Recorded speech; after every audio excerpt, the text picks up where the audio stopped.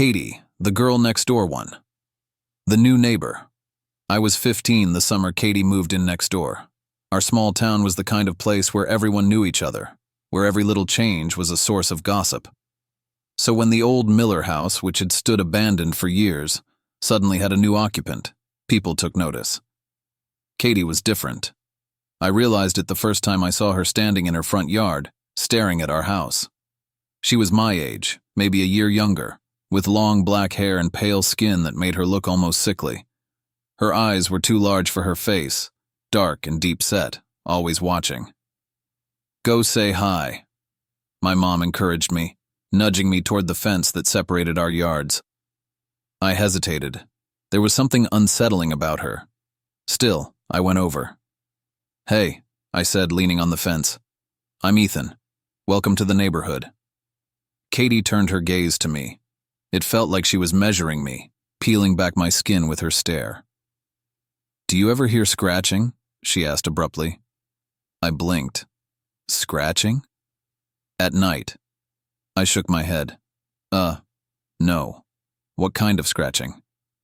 Her lips curved in a smile that wasn't really a smile. "You will." Then she turned and walked into her house, leaving me standing there with a chill crawling up my spine. 2. The scratching. That night, I heard it. A faint, rhythmic scratching sound. At first I thought it was the wind against the window or maybe a tree branch, but it wasn't coming from outside. It was coming from inside the walls. I lay frozen in bed, listening. The scratching moved, scuttling along the walls like tiny claws scraping wood. My breath caught in my throat. I wanted to believe I was imagining it, but deep down I knew I wasn't. I told my parents the next morning, but they brushed it off. "It's an old house, Ethan," my dad said. "Probably mice." But it wasn't mice. The next night, the scratching grew louder. It wasn't just in the walls anymore. It was under my bed, at my closet door, even behind my mirror. And then, around midnight, I heard something new. A whisper. "Ethan." I bolted upright, heart pounding. The voice was faint, raspy, but unmistakable. Someone, or something, was in my room. I fumbled for the lamp, but before I could turn it on, my phone lit up with a message. From Katy. "Don't move. It sees you." 3. The girl in the dark. The next morning, I confronted Katy. "What the hell is going on?" I demanded. "What's in my house?" She tilted her head. "You heard it, didn't you?" "I heard something." She exhaled. "It's always been here. It just needed someone to notice it." I stared at her. "What are you talking about?" Katy leaned in. "It follows people. Once you hear the scratching, it knows you're listening. And when you start seeing it..." She trailed off. "Seeing what?" I pressed. Her voice dropped to a whisper. "The girl in the dark." I shivered. "What girl?" But Katy just shook her head. "You'll see her soon." That night, I kept every light in my room on. It didn't help. At exactly 3:12 a.m., I woke up. Something was in the corner of my room. A shape, a shadow darker than the darkness itself. Long fingers twitched against the floor. A crooked head. Hollow, empty eyes staring right at me. I couldn't breathe. Couldn't scream. Couldn't move. Then it spoke. A single word, barely more than a breath. "Run." 4. Katy's secret. The next day, I went to Katy's house. I didn't care if she thought I was crazy. She knew something, and I needed answers. Her mother answered the door. A frail woman with sunken eyes and bruises under her skin. She barely acknowledged me before disappearing down the hall. I found Katy in her room sitting on the floor scribbling in a notebook. I didn't bother with pleasantries. "What the hell is that thing?" Katy looked up. "You saw her." I nodded and she sighed. "She used to be my sister." My stomach dropped. "What?" Katy closed her notebook. "She was taken, a long time ago. We moved because we thought leaving the old house would stop it, but it followed us." I swallowed hard. "How do you stop it?" Katy's expression darkened. "You don't." The trap. I refused to accept that. If this thing had taken Katy's sister, I wasn't going to let it take me. I spent the day researching, finding everything I could about hauntings, spirits, and demons. None of it helped. That night I didn't sleep. I waited. 3:12 a.m. The air grew thick, heavy. Then, the closet door creaked open. The girl stepped out. Her skin was stretched too tight over her bones. Her limbs were wrong, too long, too thin. Her mouth opened wide, wider than any human mouth should. She reached for me, but this time, I was ready. I threw the salt circle I had prepared around my bed, chanting the words I had read online. The creature shrieked, a high-pitched wail that made my ears bleed. For a moment, I thought it was working. Then she laughed. The lights flickered. The salt scattered as if blown by an unseen force.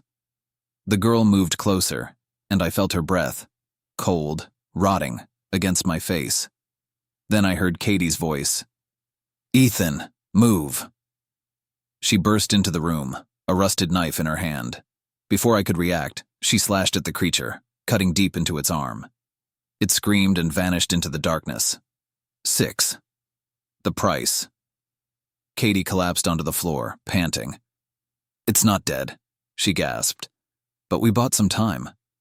I sank down beside her. "What do we do now?" She hesitated. "It wants something.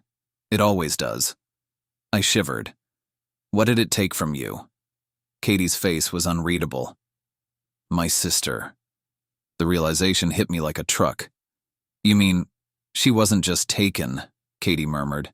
"She became it." Silence stretched between us. The weight of what she had just said settled into my bones like lead. Finally, I asked the question I wasn't sure I wanted an answer to. "How do we stop it?" Katy's eyes met mine. "We don't." A chill ran down my spine. Somewhere, inside the walls, the scratching began again.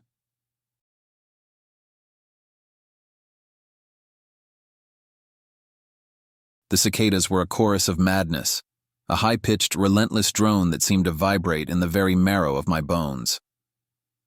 It was a sweltering July night in Hollow Creek, a town where the air hung thick and heavy, and secrets festered like unhealed wounds. And at the heart of my unease was Katy, the girl next door. Katy wasn't always like this. When we were kids, she was just Katy, with her scraped knees, her bright, inquisitive eyes, and her infectious giggle.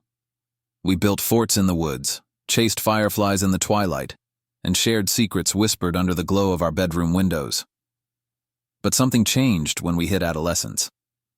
The light in her eyes dimmed, her laughter became a rare and brittle thing, and a strange, unsettling stillness settled over her. It started subtly. A whispered rumor here, a strange incident there. Mrs. Henderson's prize-winning roses withered and died overnight, their petals turning a sickly black. Old Man Withers's cat, Midnight, vanished without a trace, only to reappear days later, gaunt and terrified, his fur matted with something dark and viscous. Then there was the unsettling collection of dead insects Katy kept in glass jars on her windowsill, their fragile wings pinned and splayed, their lifeless eyes staring out into the humid night. I tried to ignore it, to tell myself it was just teenage angst, a phase she'd grow out of. But the unease grew, a gnawing dread that tightened its grip with each passing day. It was the way she looked at me, her gaze lingering a moment too long, a flicker of something cold and predatory in her eyes. One night, I found a dead bird on my porch, its neck twisted at an unnatural angle, its small black eyes staring up at me in accusation. A single crimson feather lay beside it, a stark contrast against the gray concrete. I knew, with a chilling certainty, that it was Katy. I started avoiding her, taking the long way home, keeping my curtains drawn. But Katy was persistent. She'd appear at the edge of my vision, a silent, spectral figure, her pale face illuminated by the sickly yellow glow of the streetlights. She'd stand there motionless, her eyes fixed on my window, a silent promise of something terrible. Then came the dreams. They were vivid, visceral nightmares, filled with the rustling of unseen things, the stench of decay, and the chilling sound of Katy's voice, a low, guttural whisper that seemed to slither into my mind, planting seeds of terror. In my dreams, I saw her in the woods, her hands stained crimson, her eyes glowing with an unholy light. I saw her surrounded by a swarm of insects, their chitinous bodies writhing and pulsating, their buzzing a symphony of dread. I saw her standing at the edge of a dark, gaping hole in the earth, a place where shadows writhed and whispered, a place where something ancient and malevolent stirred. One dream was particularly disturbing. I found myself in my own bedroom, but it wasn't my bedroom. It was darker, colder, the air thick with the smell of damp earth and something else, something acrid and metallic. Katy was there, standing in the corner, her back to me. She was humming a low, mournful tune, a melody that seemed to resonate with the very fabric of my fear. Then she turned, and her face was no longer human. It was a grotesque mask of bone and shadow, her eyes glowing with an infernal light, her mouth a gaping maw filled with razor-sharp teeth. She lunged at me, her claws extended, and I woke with a scream, my heart pounding against my ribs like a trapped bird. The dreams were becoming more frequent, more intense, blurring the lines between reality and nightmare. I was losing sleep, losing my appetite, losing my grip on sanity. I felt like I was being hunted, stalked by something unseen, something that was slowly but surely closing in. One afternoon, I decided to confront her. I couldn't live like this anymore, trapped in a perpetual state of terror. I walked over to her house, my heart pounding in my chest, my hands clammy with sweat. The house was old, its paint peeling, its windows dark and lifeless. It looked like it had been abandoned years ago. I knocked on the door, my knuckles rapping against the weathered wood. Silence. I knocked again, harder this time. Still silence. I tried the doorknob. It turned. The door creaked open, revealing a dark, musty hallway. I stepped inside, my senses on high alert. The air was thick with the smell of dust and decay. The house was eerily silent, the only sound the faint hum of the cicadas outside. I called out Katy's name, my voice echoing through the empty rooms. I wandered through the house, my footsteps echoing on the bare floorboards. The rooms were sparsely furnished, filled with old, dusty furniture and strange, unsettling objects. I found a collection of animal skulls in the living room, their empty sockets staring out at me with a macabre intensity. In the kitchen, I found a jar filled with what looked like pickled insects, their bloated bodies suspended in a cloudy liquid. I climbed the creaking stairs, my heart pounding in my chest. I reached the top of the stairs and found myself in a narrow hallway, lined with doors. I opened the first door. It was a bedroom, filled with old, tattered dolls and faded photographs. I opened the next door. It was Katy's room. It was dark and cluttered, filled with strange, unsettling objects. There were jars filled with dead insects, pinned butterflies, and dried flowers. There were books with strange symbols and cryptic writing. And in the center of the room there was a large, ornate mirror. I walked over to the mirror, my reflection staring back at me, pale and drawn. As I looked into the mirror, I saw something move behind me. I turned around, but there was nothing there. I looked back into the mirror, and I saw her. Katy was standing behind me, her face pale and gaunt, her eyes glowing with an unholy light. She was smiling, a slow, predatory smile that sent a chill down my spine. "You shouldn't have come here," she whispered, her voice a low, guttural rasp. I tried to run, but she was too fast. She grabbed my arm, her grip like iron. I felt a sharp pain, like 1,000 needles pricking my skin. I looked down and saw that her fingernails had grown into long, sharp claws. She dragged me towards the mirror, her grip tightening. I struggled, but it was no use. She was too strong. She pushed me towards the mirror, and I felt myself being pulled into the cold, glassy surface. I found myself in a dark, desolate place, a place where shadows writhed and whispered. The air was thick with the stench of decay. I saw figures moving in the shadows, their eyes glowing with an infernal light. Katy was there, standing in the center of the darkness, her face a mask of triumph. She was surrounded by a swarm of insects, their chitinous bodies writhing and pulsating. "Welcome," she whispered, her voice echoing through the darkness. "Welcome to my world." The insects swarmed around me, their sharp mandibles biting into my skin. I screamed, but my voice was lost in the cacophony of buzzing and hissing. I felt myself being pulled deeper into the darkness, into the heart of the nightmare. I saw faces in the shadows, faces twisted with pain and terror. I saw eyes glowing with an unholy light. I was lost, trapped in a world of darkness and terror, a world ruled by Katy, the girl next door. The cicadas continued their relentless drone, a constant reminder of the horror that had consumed me. And as the night deepened, I knew that I would never escape the darkness, that I would forever be trapped in Katy's world, a world where terror reigned supreme. As the sun began to rise, the cicadas fell silent.